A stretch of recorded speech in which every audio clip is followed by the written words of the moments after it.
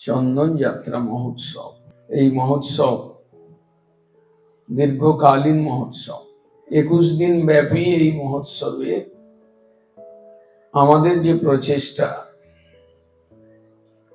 ব্যর্থ না হয়, আমরা মহোৎসব করলাম, বহু লোকজনকে ডাকলাম, বহু সাজসজ্জাদি করলাম, বহু নৃত্য গীত এবং প্রসাদের বাহার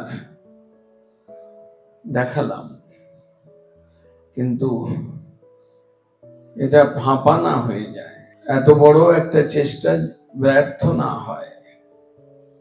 আমাদের গুরুবর্গ বলছেন মহোৎসব মানে মহা উৎসব।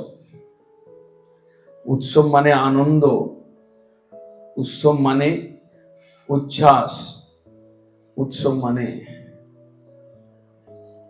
বড় আকারের ভগবত দর্শনের একটা ব্যবস্থা।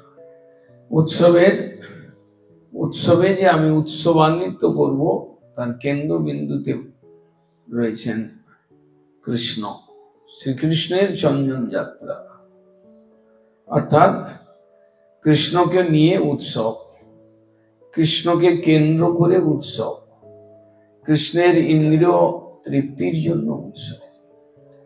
সেটা যদি এক সাইডে পড়ে যায়, চাপা পড়ে যায়, জনতোষণ, ঢাক ঢোল ড্রাম পিটিয়ে লোকরঞ্জন, সাজগুজের প্রভাব অতিরিক্ত বাড়িয়ে কৃষ্ণের ইন্দ্রিয়ের তৃপ্তির বিষয়ে উদাসীন, সেই ভাবনাহীন অবস্থায় যে মহোৎসব, সেটা আমাদের উৎসবের প্রচেষ্টাকে ব্যর্থ করবে।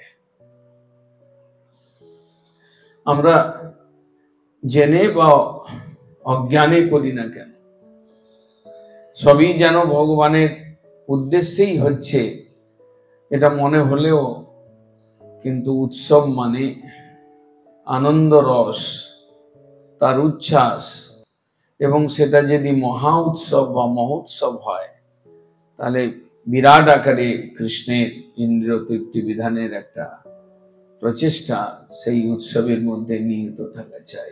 উৎসবে সাজসজ্জার দরকার, উৎসবে প্রসাদ ভালোভাবে হওয়া দরকার, উৎসবে নৃত্য গীতও দরকার, কিন্তু এসবের পেছনে যদি চিন্ময় ভাব না থাকে, সেবা বৃত্তি না থাকে, হৃদয়ের প্রীতি ভালোবাসা মেশানো না থাকে, কেন্দ্রবিন্দু যদি সরে যায়, কেন্দ্রে যদি একজন না থেকে আরো কিছু এসে যায়, অর্থ উপার্জন বা লোকরঞ্জন এগুলোই যদি প্রাধান্য লাভ করে, এর দ্বারা যদি সেই কৃষ্ণেন্দ্রিয় তর্পণ করতার বৃত্তিটা চাপা পড়ে, তাহলে আমিও চাপা পড়ে গেলাম, আমার উদ্যোগটা ব্যর্থ হয়ে গেল।